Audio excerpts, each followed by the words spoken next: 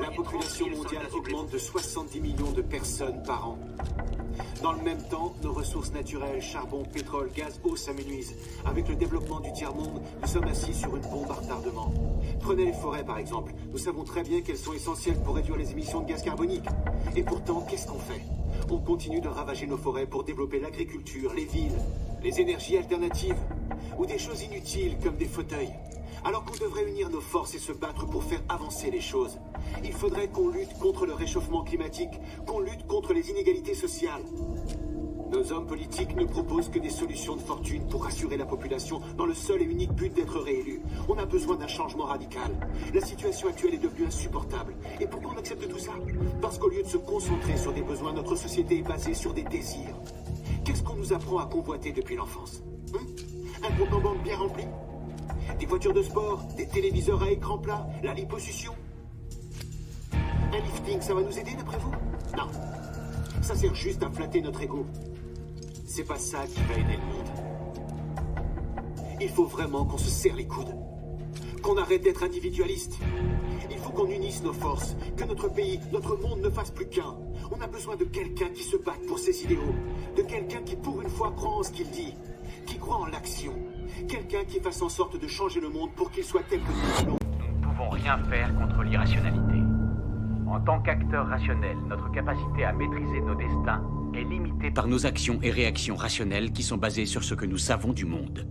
Donc, pour que nos actions rationnelles soient le plus humaines possible, nos processus décisionnels ont besoin d'un maximum de données, celles des individus, de la société et de la civilisation en général. Il y a 3 sortes d'histoires. Et ici, l'histoire n'a pas nécessairement 2000 ans d'existence. L'histoire, c'est tout ce que nous connaissons, y compris ce qui s'est passé la semaine dernière. La première sorte d'histoire, c'est celle de l'industrie qui nous apprend comment on fabrique les choses. Le béton, les fenêtres, les pompes, etc. C'est mortellement ennuyeux pour la plupart des gens, mais c'est l'information la plus importante au monde. Elle permet la fonte du métal, elle permet l'agriculture. Et tout le reste. La deuxième sorte d'histoire, personne ne s'y intéresse, mais elle n'est pas vraiment menacée. Ce sont les informations qu'on a produites industriellement et qui n'ont aujourd'hui plus d'utilité pour personne, comme par exemple les livres qu'on a cessé d'imprimer. Et la troisième sorte d'histoire est celle qui, en tant que connaissance purement intellectuelle, m'intéresse le plus parce qu'elle n'a aucun support matériel. Et c'est une branche de l'histoire de laquelle nous n'avons jamais véritablement eu accès à toutes les informations, à savoir comment se comportent les institutions humaines. Afin d'accroître leur puissance industrielle et de ne plus être prévisibles, les institutions ont tout fait pour maintenir cette branche de l'histoire dans l'ombre. Les personnes doivent donc aller chercher l'information. Des documents classés secrets, par exemple, ou des documents expliquant la stratégie d'une entreprise, ou tous les emails d'une société, pour essayer de la mettre au grand jour. Un processus est donc enclenché afin d'éliminer toute trace de cette information de notre connaissance partagée du monde.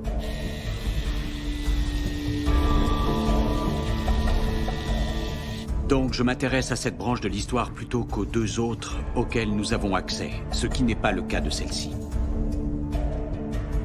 Quand on s'intéresse aux théories politiques qui nous disent comment le monde devrait être ou ne pas être et quelles actions mener ou ne pas mener afin de le pousser dans une direction ou dans une autre, nous devrions connaître les informations sur lesquelles ces théories sont basées.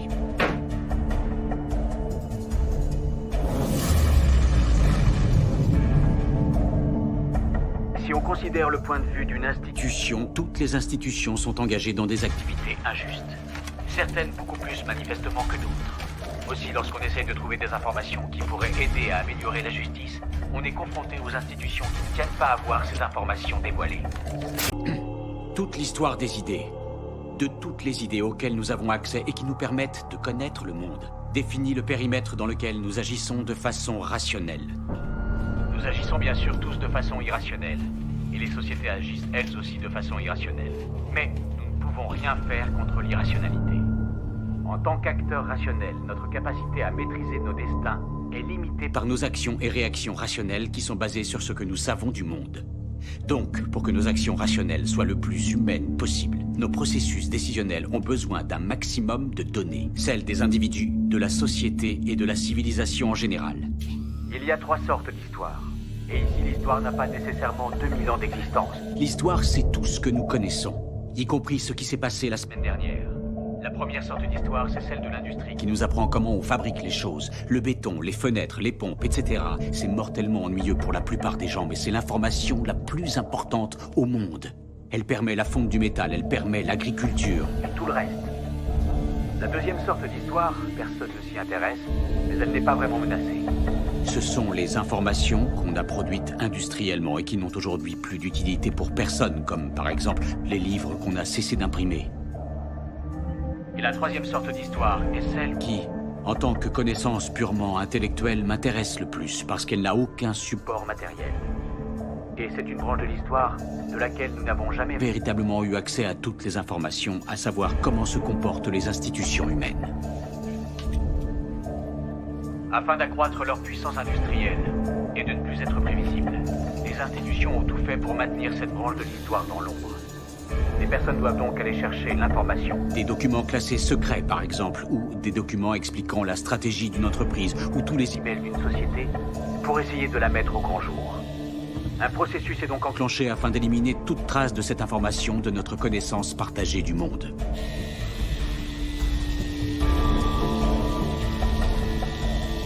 Donc je m'intéresse à cette branche de l'histoire plutôt qu'aux deux autres auxquelles nous avons accès, ce qui n'est pas le cas de celle-ci.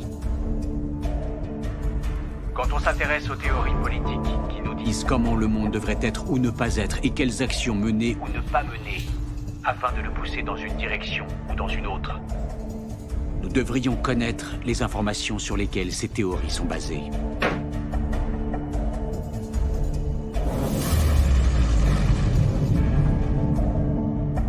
Si on considère le point de vue d'une institution, toutes les institutions sont engagées dans des activités injustes. Certaines beaucoup plus manifestement que d'autres. Aussi, lorsqu'on essaie de trouver des informations qui pourraient aider à améliorer la justice, on est confronté aux institutions qui ne tiennent pas à voir ces informations dévoilées.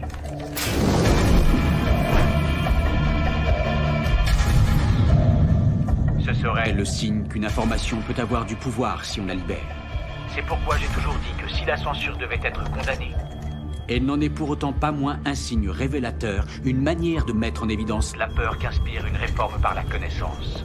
Et que si cette connaissance était diffusée, il serait possible de mettre en place un certain nombre d'actions qui déboucheraient sur une réforme. Et ce sont vraiment les faits. La NSA enregistre tous les coups de fil, les emails, les textos sur la Terre, les gens comme Snowden ou Assange qui nous donnent les infos nécessaires pour protéger la démocratie sont traqués et persécutés par le gouvernement des États-Unis. Ce gouvernement a été fondé par les riches. Il aime maintenir le peuple dans le noir, dans l'ignorance, à un niveau intellectuel infantile. Il s'assure que le peuple est occupé à faire de l'argent pour survivre, qu'il s'occupe de sa famille, de sa maison, de son jardin, et ils veulent faire croire aux gens qu'ils sont libres, qu'ils ont le choix de faire ce qu'ils veulent. Mais ils ne peuvent pas. Les personnes qui vous représentent sont payées pour que vous restiez dans votre bêtise, dans votre petit monde bien fermé sur lui-même. Comment se fait-il qu'il n'y ait pas de législation sur les armes à feu alors qu'il y a un massacre tous les mois? Aux États-Unis, il y a 11 000 morts par arme à feu tous les ans. En Angleterre, seulement 300. Pourquoi? Parce qu'en Angleterre, ils n'ont pas d'armes. Les gens ne possèdent pas d'armes. Point à la ligne. Ce que j'ai fait par le passé et ce que je suis en train de faire n'est qu'une conséquence de l'absence de législation. On ne vérifie même pas les antécédents des clients pour savoir s'ils ont un passé criminel. Simplement parce que 50% des sénateurs sont payés par les marchands d'armes. Alors réveillez-vous. L'assurance maladie. Elle bénéficierait à 90% de la population américaine. Pour faire simple, tous les pays développés l'ont déjà. Et presque 50% des Américains sont contre. Parce que le lavage de cerveau médiatique fonctionne à merveille. La guerre en Irak était criminelle. Bush, Cheney et Rumsfeld ont menti aux Nations Unies et au reste du monde. Saddam n'avait pas d'armes de destruction massive et n'avait rien à voir avec Al-Qaïda. Nous savons que nos amis saoudiens ont financé les attaques du 11 septembre. Mais à cause de leur pétrole, nous ne faisons rien contre eux. À la place, nous avons envoyé nos soldats se faire tuer dans des pays qui n'ont rien à voir avec le terrorisme intérieur. Pourquoi Obama n'a pas fait juger le gouvernement Bush? Bush a coûté des centaines de milliards aux contribuables et a commis des crimes de guerre. Pourquoi Obama n'a-t-il entrepris aucune action en justice? Parce qu'ils sont tous les deux membres du même club. Il y a eu plus d'immigrés renvoyés sous son gouvernement que sous n'importe quelle autre présidence. Pourquoi n'a-t-il pas fermé Guantanamo, où des prisonniers sont enfermés sans avoir eu droit à aucun procès, sans aucune preuve depuis maintenant 13 ans?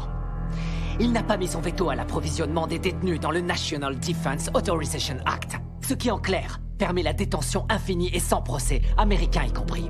Nous avons une crise constitutionnelle aux États-Unis. Nous avons un État voyou, un État qui viole toutes les lois internationales, qui viole la Magna Carta, charte qui définit depuis 800 ans ce que nous appelons justice. Obama devrait être jugé pour ça et il devrait aller en prison. Les prisons, justement. Aux États-Unis, nous sommes 5% de la population mondiale et nous avons 25% de la population carcérale mondiale. Les gens vont en prison pour 10 grammes de cocaïne. La moitié des prisonniers est enfermée pour détention de drogue et la très grande majorité est noire. Pourquoi cette situation absurde reste inchangée? Je vais vous le dire. Parce que Washington reçoit de l'argent du lobby des prisons pour que ça bouge pas. La Constitution est un mécanisme de contrôle pour les riches. L'ordre, c'est eux. Ils ont fait la Constitution pour protéger l'argent et les terres qu'ils ont volées. Les riches n'ont pas à craindre les lois et c'est partout dans le monde.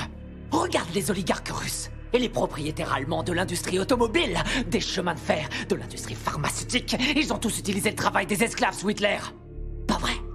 Et les propriétaires de ces entreprises sont toujours les mêmes. La couronne britannique. Pas vrai. Et les nantis africains, eux, ils massacrent leur propre peuple. Ils empêchent leur pays de se développer. On lèche le cul des dirigeants arabes qui viennent avec leurs pétrodollars acheter des voitures de luxe à nos entreprises américaines pendant que quotidiennement ils exécutent leurs prisonniers. Ils accordent aucun droit aux femmes, ils tuent les gays. Seulement ça, on s'en fout royalement parce qu'ils ont le pognon. Nos grands patrons ne sont que des gangsters en costume à rayures. Ils se foutent complètement du régime des lois. Ils ont mis en place le plus sophistiqué des systèmes de sécurité intérieure de l'histoire de l'humanité. Ils ont violé les plus basiques de nos droits constitutionnels et nos libertés civiles. Ils ont détourné les ministères du gouvernement en filiales de leurs propres entreprises. Ils se sont emparés du système de contrôle de l'information pour saturer les ondes de mensonges. Donc pourquoi les pop stars, les célébrités, les courtiers, tous les gens pleins de fric qui se gavent de coke et d'exta à longueur de journée vont jamais en prison? Parce que quand vous êtes plein aux as, vous êtes au-dessus des lois. Regardez Lincoln, le film de Spielberg, et vous croirez que la guerre civile a eu lieu pour libérer les esclaves. Comme quoi le milliardaire Spielberg vous rend encore plus bête. Et ils feront en sorte de projeter le film dans les écoles, de le diffuser à la télé en boucle pour toujours. Mais la vérité, c'est que toutes les guerres ont eu lieu pour le fric et que le petit peuple doit crever parce que les élites en ont décidé ainsi. Vous regardez la télé-réalité tous les jours pour tuer le temps et vous croyez que vous êtes à la page parce que vous regardez Anderson Cooper et d'autres coquilles vides sans la moindre opinion.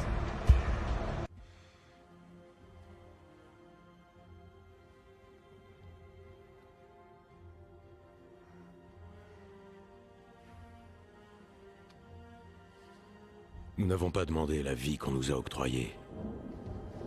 Mais chacun d'entre nous a le droit de la défendre.